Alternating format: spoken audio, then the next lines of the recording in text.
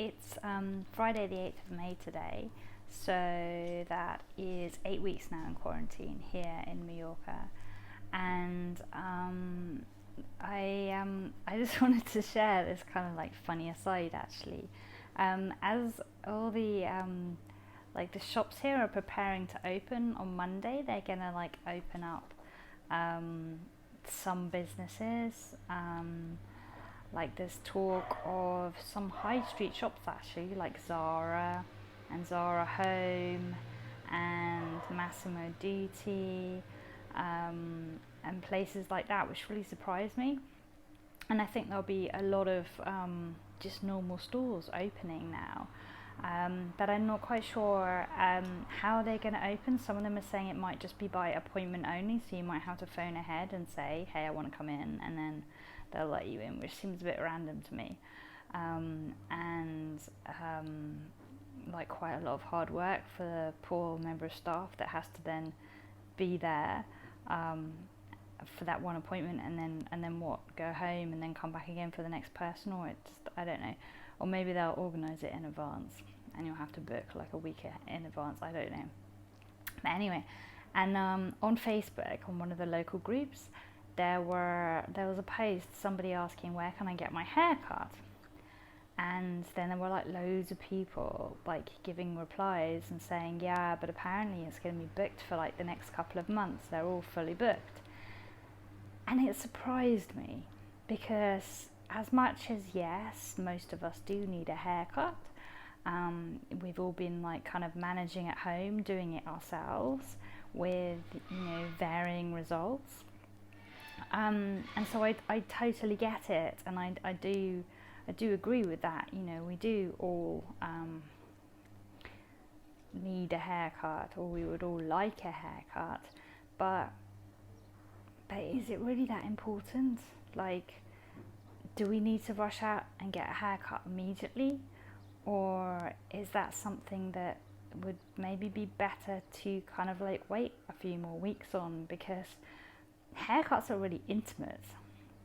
Yeah, it's like when you're having your haircut, that person is like up close and personal to you. They're like leaning over you as they wash your hair, and they're standing over you while they're cutting your hair. And you know, if you've got a fringe, they're right in front of your face, like at eye level with you, at face level with you, while they're doing your fringe.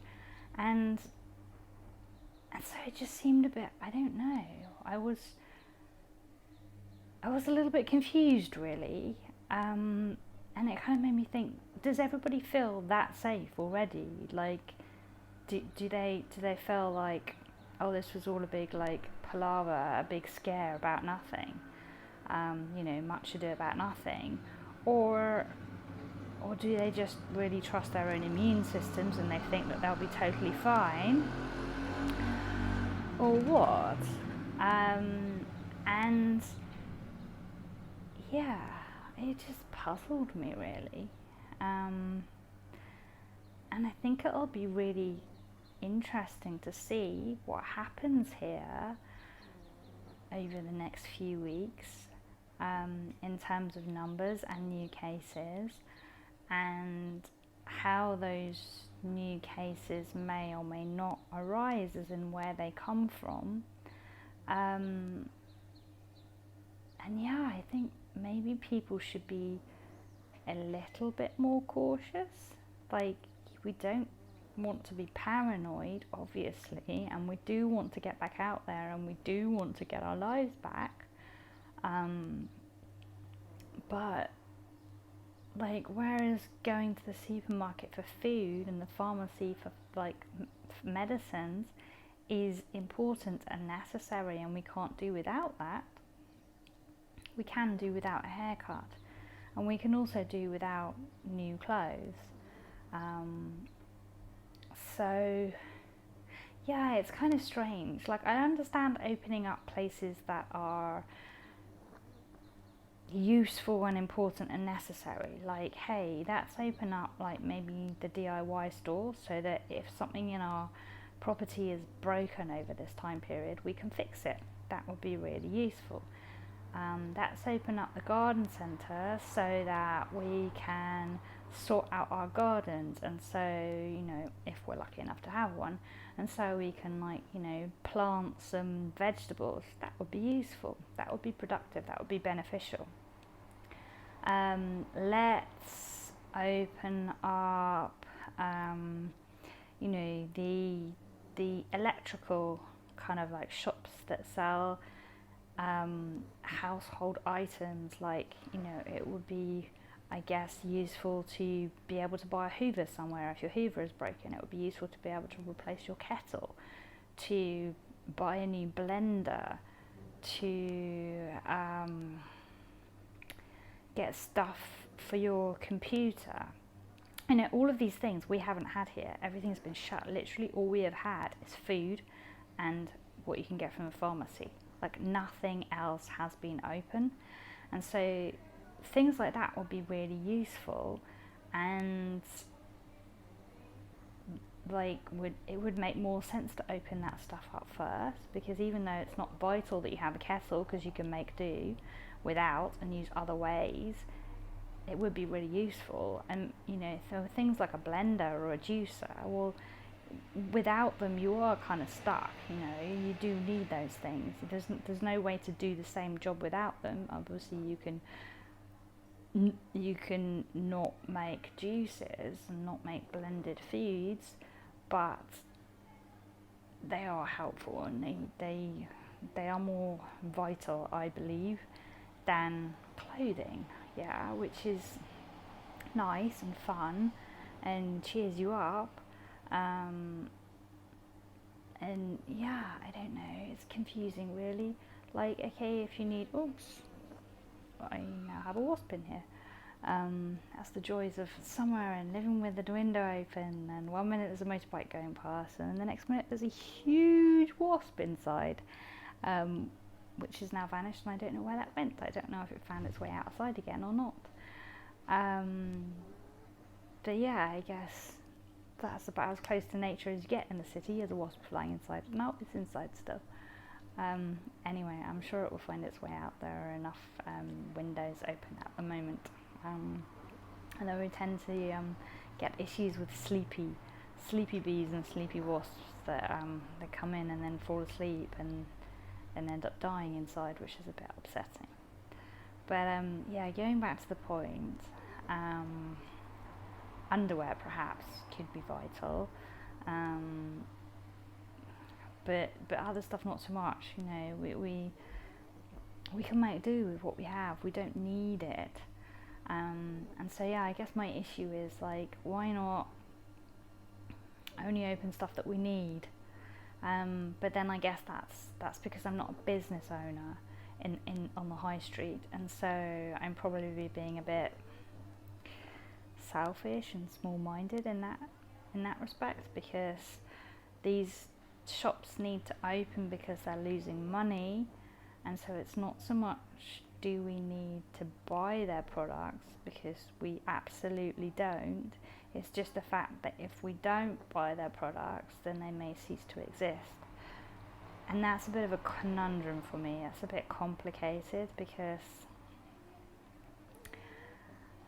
I suppose that then calls into question where you stand on this whole thing. You know, do you think shutting down everything for this amount of time was the best course of action, because it has caused massive economic problems, and these problems will be there for, you know, a long time to come, and some people perhaps will never recover from them.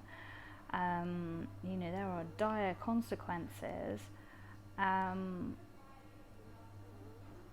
it's all about human life at the same time, and how you value human life. And I guess above that, it calls into question the actual threat there was to our lives, and how great that threat was. And without knowing exactly yet, we still do not know how great that threat to our lives was and is, it's really hard to know how to act. And I personally find it really hard to trust in the people that are leading, like, the countries right now. and to put my life in their hands, really. So as much as I miss normal life, and I miss just spending a day browsing the shops, and just like that kind of switching off and zoning out, and it's almost like watching Netflix for a couple of hours, isn't it, when you wander around the shops? You don't have to worry about anything, you're just kind of feeding your mind with imagery and smell and the kind of interaction with people, and I miss that because I haven't done it for a long time now, but I don't need it, and I'm not going to be rushing out to partake in it yet, because I just want to see what happens, and I don't want to be a guinea pig in an experiment that goes wrong. And so I'm quite happy staying at home, and I'm a patient person by nature, so I'm happy staying at home. It's nice to stay at home, it's relaxing, it's calm, it's peaceful, nothing is really intruding on me or threatening me. I have control over my environment to an extent. I mean, I don't have a control over big wasps that fly in the window, obviously. I don't have control over the fact that every so often a really loud motorbike goes past outside, and with my window open that's kind of annoying and intrusive, and it disturbs me in whatever I'm doing. I can't control those things, but I can control the fact that I'm not interacting with anybody apart from who I live with, and I can control the amount of chemicals in my environment, and to an extent the amount of pollution I am being subjected to, the amount of germs I'm being subjected to. All of those things I can control, and that gives me a sense of security, and I quite like that, yeah.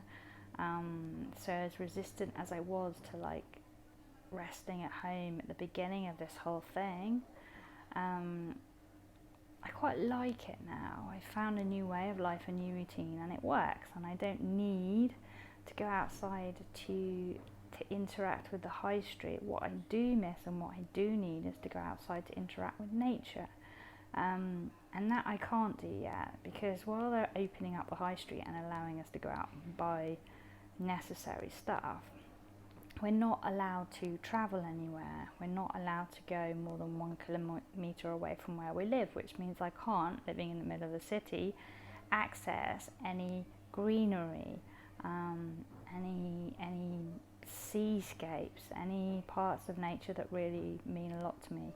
I can't get out of the city and walk around a small, quiet village. It's like I only got, crowded, narrow, busy streets, and so that kind of like that ruins the kind of walking thing. It's not a peaceful, relaxing walk. It's normally a walk you take to get from A to B to C to D, and so yeah, so I'm kind of staying put still, and I haven't been out still because I don't need to go out to get exercise, because I'm capable of doing that at home, and I have been doing that at home.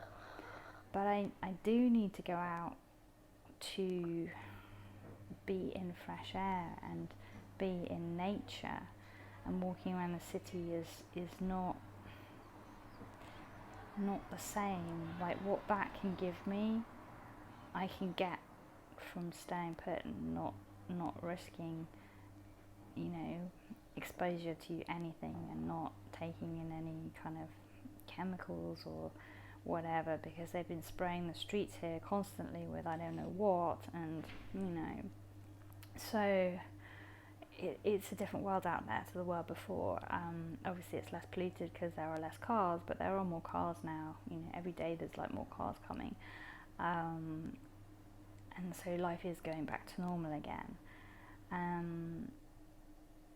so yeah, so I know I'm kind of like I'm circling here, and I'm not necessarily making a specific point today.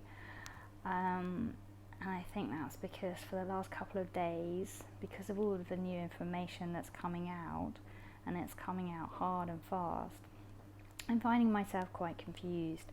And I've spoken about this before, is that kind of like that doubt and duality that's going on.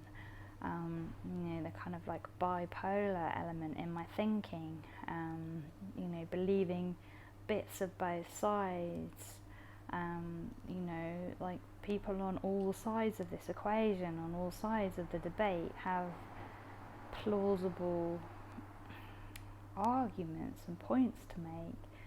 And every time I kind of go out there and dip my toe in and absorb more information, there's someone else saying something that contradicts what I had in my head already, and I find myself just being tossed around from left to right, not knowing where to fall. And that happened to me again today. It's like the information today that I saw was like the backlash.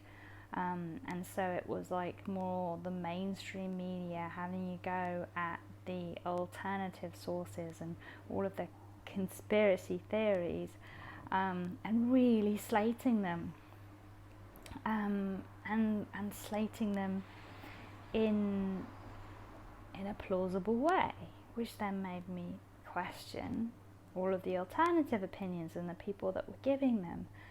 And I'd been kind of leaning towards believing these people before, and now I'm like right back stuck in the middle going, well, I kind of believe these people, and I kind of believe these people, and I don't believe the entirety of these people or these people. There are bits that make sense from both, which leaves me stuck, unable to make a decision about how I feel, which then means I feel unable to adopt a new behaviour in order to then start living and breathing that. So it's like, because they changed our reality by telling us there was a dangerous virus out there, that had become a pandemic and was like, we were all in danger from it, we could all catch it. And then if we did, loads of us were going to die from it. And if we didn't die from it, we were going to be like horrifically ill for 2 weeks at least. And then we were going to bump back up and down on the scale of feeling ill for like a couple of months, going back into it and out. I mean, that like really freaked us out, yeah. So we did go home and shelter in place and behave ourselves and everything. And we've been doing that ever since. And I think more so here where I am than some other countries, people have started to kind of like rebel in other countries, whereas here people have mostly taken it on the chin and gone, yeah, and kind of just been quiet and respectful about the whole thing. But that makes it so much harder to then start going out again, because we were so well behaved, because we were so scared, because it's like, you're not going to argue with policemen and military, army dudes with guns, and when you're in a country and your language is not the first language that's spoken, and most of these people that are out there that are patrolling the streets and are in charge of your freedom suddenly don't speak any English, or not a lot at all if they do. And so you're kind of on the back foot anyway. So you can't put your case forward if you then go out and get caught. And they were issuing large fines to people that got caught. So there were consequences. And when you're not working because of the quarantine and the lockdown and everything, you can't afford a large fine. Not that you can really afford it normally, but it becomes more stressful. And so getting out of that state where you're in fear when you go out into a state where you're calm and comfortable and confident again, that's quite a shift in mindset. And whereas other people who I know are making that shift really comfortably and really easily, I'm not. And I think a lot of it has to do with the fact that, like, only one person in the household is supposed to go out to get stuff, and that was not me. I was not the person that went out to get stuff at all. So I didn't have that daily exposure to things. So the way things are now outside is not normal to me. I haven't had that induction, and I haven't walked that journey for 8 weeks. And I haven't even tried to go out for a walk with my dog because I had injuries to my feet, and I literally couldn't go anywhere. I couldn't leave the building. So yeah, it's kind of, I think I'm in a unique position compared to a lot of people. I know I'm not the only one. I know other people who have not been out at all and who have similar fears about going outside, and people who are feeling like they might be a little bit agoraphobic now. And I was kind of like calling myself that as well a couple of days ago. So like after I tried to go out and then had to come back again because I was just feeling too anxious. And I was like, oh yikes, I think I might be a bit agoraphobic. And then I've been thinking about that since then and trying to like unpick it. And I've realised that it's not actually agoraphobia, it's OCD, and being told that you have to wear a mask and goggles and surgical gloves if you go out, and that anything that you bring into your house from the outside, whether that's post or whether that's food, needs to be thoroughly disinfected before you use it. And that if you go out, when you come in again, you have to like wash all of your clothes immediately. You have to leave your shoes outside of your door. All of this stuff that we were told to do, forcibly told to do at the beginning, and made to feel afraid if we didn't do it we were going to get sick, that all went into my head. And I adopted a new behaviour because I'm quite good at following instructions. And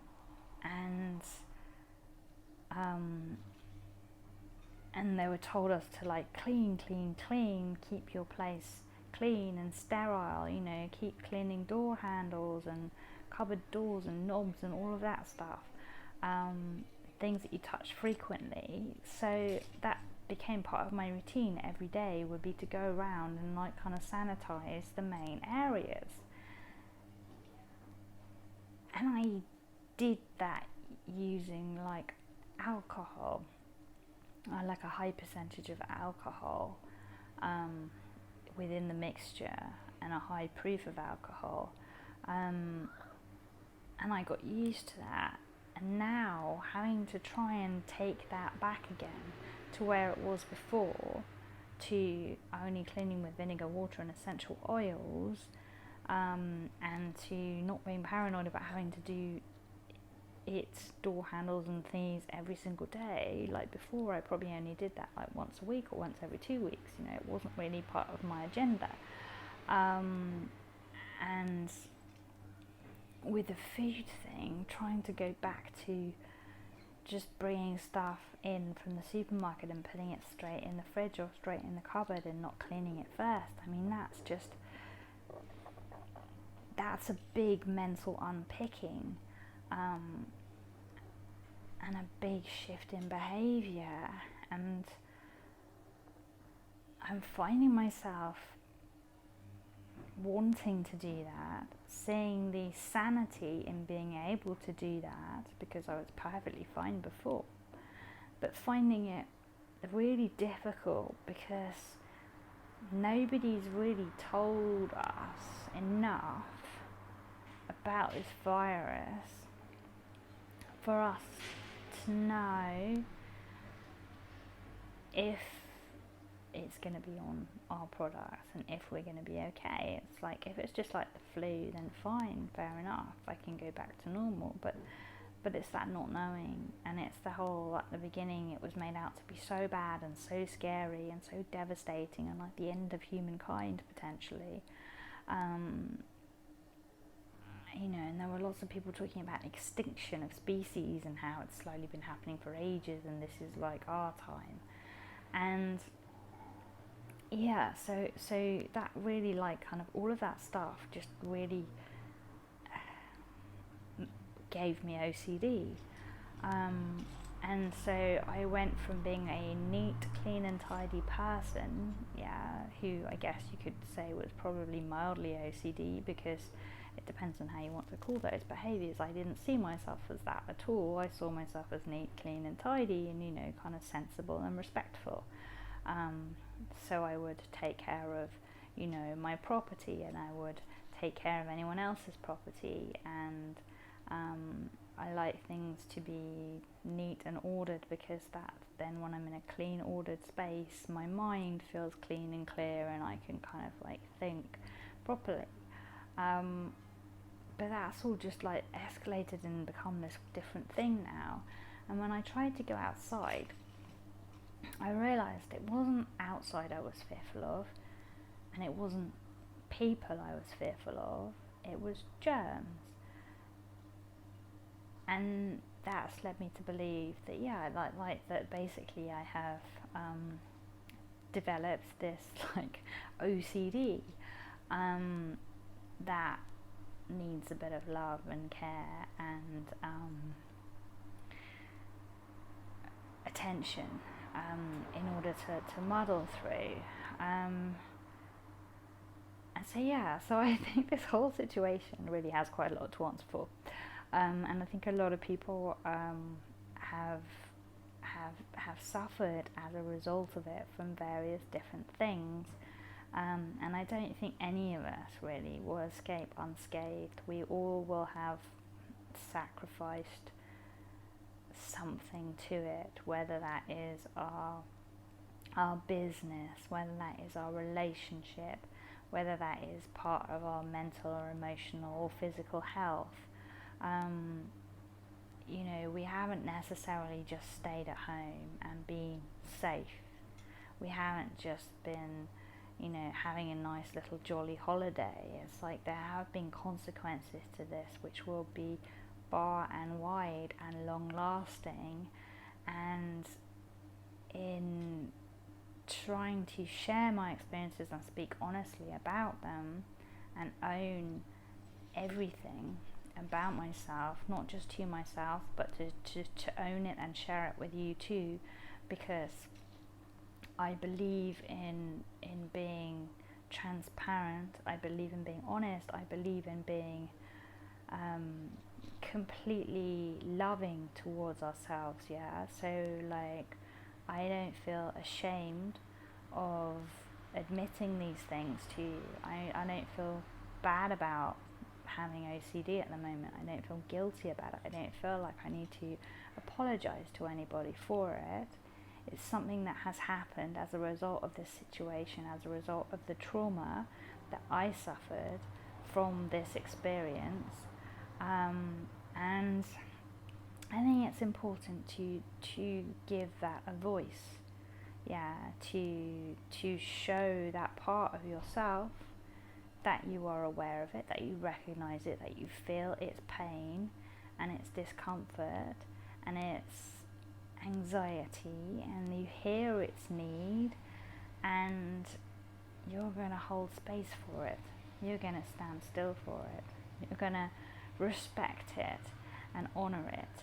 And my way of trying to respect and honor how I'm feeling at the moment is not to rush out there and force myself over this feeling, this experience, it's to work out how I can gently be a mother and a therapist to myself and find a way that works for me, that works for this behaviour that has manifested.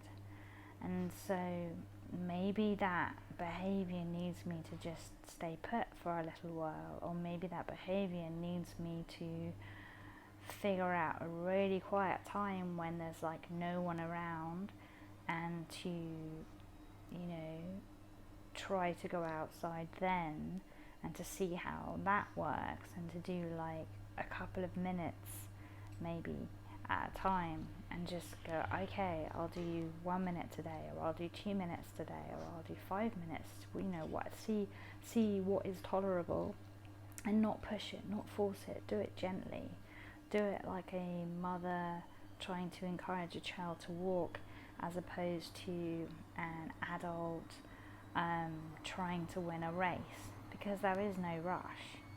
And